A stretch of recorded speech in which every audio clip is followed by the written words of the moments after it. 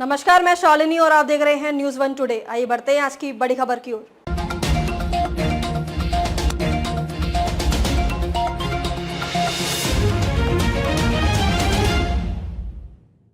रूस में भी उठेगा वंदे भारत का मुद्दा, पीएम मोदी से बात कर सकते हैं पुतिन। पीएम मोदी 2 दिन के रूस दौरे पर जाने वाले हैं। जानकारों का कहना है कि इस दौरान रूस वंदे भारत प्रोजेक्ट को लेकर भी बात कर सकता है। कुछ तकनीकी और नियामक कारणों से 120 वंदे भारत ट्रेनों का प्रोजेक्ट अटक गया है। प्रधानमंत्री नरेंद्र मोदी व्लादिमीर पुतिन के निमंत्रण पर 22 और 23 अक्टूबर को कजान में आयोजित होने वाले 16वें ब्रिक्स शिखर सम्मेलन में हिस्सा लेने रूस जा रहे हैं। जानकारों का कहना है कि इस दौरान रूस पीएम मोदी से वंदे भारत रेल प्रोजेक्ट को लेकर भी बात कर सकता है। नियामक और तकनीकी बाधाओं की वजह से रूस की कंपनी ट्रांसमोर्स होल्डिंग वंदे भारत ट्रेनों का निर्माण नहीं कर पा रही है। इसके चलते 6.5 अरब डॉलर का प्रोजेक्ट अटका पड़ा है। रूस की कंपनी टीएमएच सरकारी कंपनी रेल विकास निगम लिमिटेड के साथ मिलकर इस प्रोजेक्ट पर काम कर रही है। जुलाई में पीएम मोदी के मॉस्को के दौरे के समय भी इस मुद्दे को उठाया गया था। जानकारों का कहना है कि इस बार भी रूस इस मामले को प्रमुखता से रखना चाहता है। पीएम मोदी मंगलवार को राष्ट्रपति व्लादिमीर पुतिन से मुलाकात करेंगे। इससे पहले जुलाई में दोनों नेताओं के बीच वार्षिक द्विपक्षीय बातचीत हुई थी। सितंबर में पुतिन ने कहा था कि पीएम मोदी से होने वाली मुलाकात मौजूदा प्रोजेक्ट्स के लिए अहम होगी।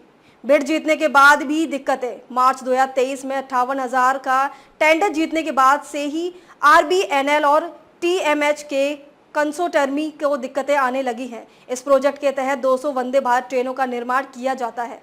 वहीं एक ट्रेन की लागत करीब 120 करोड़ थी, जिसके बाद सरकार ने प्रोजेक्ट को घटाकर केवल 120 ट्रेनें कर दी और प्रोजेक्ट को घटाकर 36,000 करोड़ का कर दिया। कंसोर्टियम में जब शेयर होल्डिंग को रीस्ट्रक्चर करने की अपील की तो सरकार ने इसे मंजूरी नहीं दी।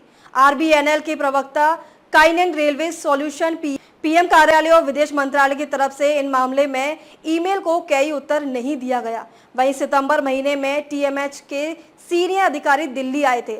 इसके बाद रूस की टीम ने महाराष्ट्र का भी दौरा किया था, जहां से संबंधित यह प्रोजेक्ट है। एक अन्य जानकार ने कहा है कि इस प्रोजेक्ट में आरबीएनएल और 2 रूसी कंपनियां इक्विटी पार्टनर है। 2 रूसी कंपनियों के शेयर होल्डिंग में बदलाव की अपील की गई है। ऐसा इसलिए किया गया था ताकि पश्चिमी देशों के प्रतिबंधों का असर इस पर ना हो। टीएमएच उन कंपनियों में शामिल है जिस पर अमेरिका ने प्रतिबंध लगाए थे। आरबीएनएल के प्रेस नोट के मुताबिक 29 मार्च 2023 को टीएमएच की सब्सिडी कंपनी मेट्रो वेगनबस और लोकोमोटिव इलेक्ट्रॉनिक सिस्टम और भारत की आरबीएनएल ने एसबीपी काइनेट रेलवे सॉल्यूशन के नाम से शेयर होल्डिंग एग्रीमेंट कर साइन। इसके तहत 35 साल तक मेंटेनेंस की जिम्मेदारी भी ली जानी थी।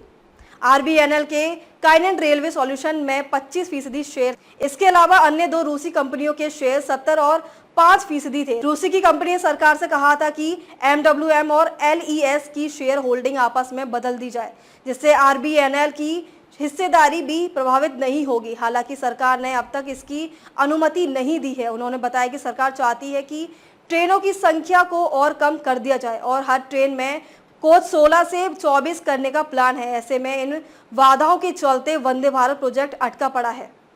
अब तक के लिए बस इतना ही। फिर होगी आपसे मुलाकात। तब तक के लिए नमस्कार और देखते रहिए न्यूज़ वन टुडे।